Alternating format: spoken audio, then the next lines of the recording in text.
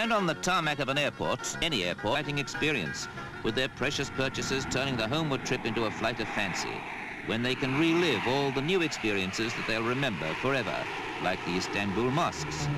You'll be taking your own magic carpet ride in your mind over these mosques for years to come.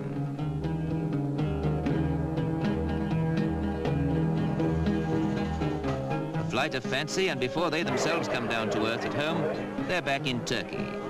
Perhaps at Ankara, watching the National Day parade, with modern soldiers of the skies floating down into the midst of colorful history.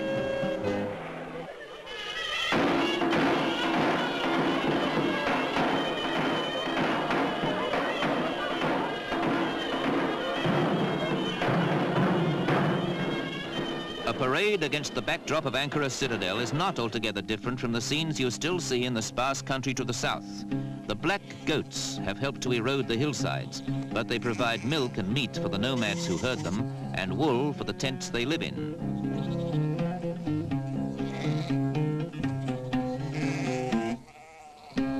Wool, hand-spun by a girl of no fixed address. This is the simple life, unchanged in centuries. Here it's no rarity.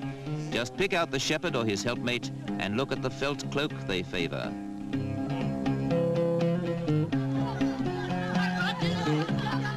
Here's where a marketplace etches itself in your imagination. It's Aladdin's cave out of doors in the colorful streets.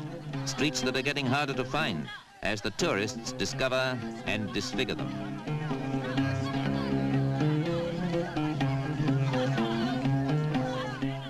Remember the old individual ice cream merchants here, making it that way?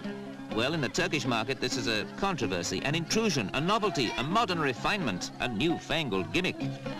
By Allah, she isn't even veiled. Coffee lubricates the market bargaining, while drinking bottles are a necessity out in the cotton fields, where a cotton flower is a bottle stopper, so prolific cotton is as a crop. Not that you'd notice automatically the frenzied rush there is to pick it when its rose-like buds burst open and it's ready for gathering. Linger in the cotton fields here to be sure you won't forget them, and take a glimpse of the pickers at work.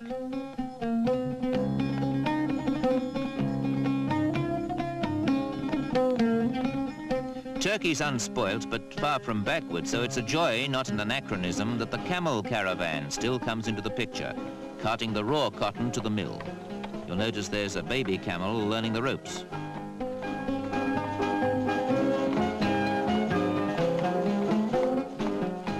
This is the Turkey you remember. This is the color you take home from a country that bridges Europe and Asia, that reaches to Russia and Persia, yet still keeps its eye on the Mediterranean coast. Camels and all.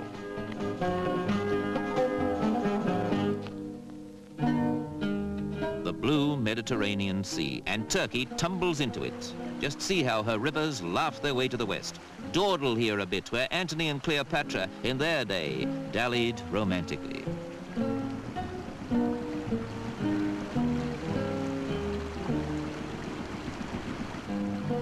Just see that modern hotel. No wonder you can't steer away from the fact that Turkey's a fairyland with seaside waterfalls and every other delicious surprise you could ever imagine.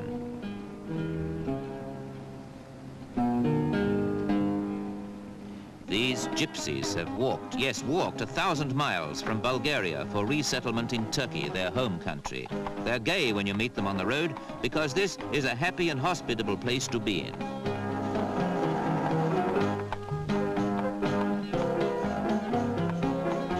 But watch it, the women are shy in places, self-effacing. We're seeing the last signs of a way of life that's near vanishing point.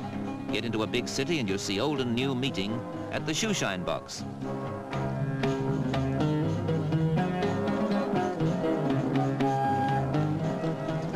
The gold-topped polish bottles remind you of the mosques and the past, while the situation tells you that this is Ankara, the Turkish capital, an expansive city and in fact a modern one.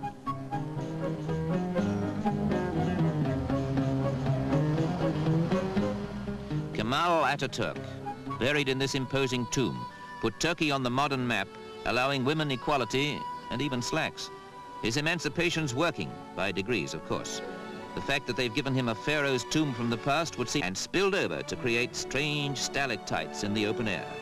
Water from a tap deposits solids in a kettle. Water from one of the inner Earth's hot springs deposits this sort of solid waterfall down a mountainside.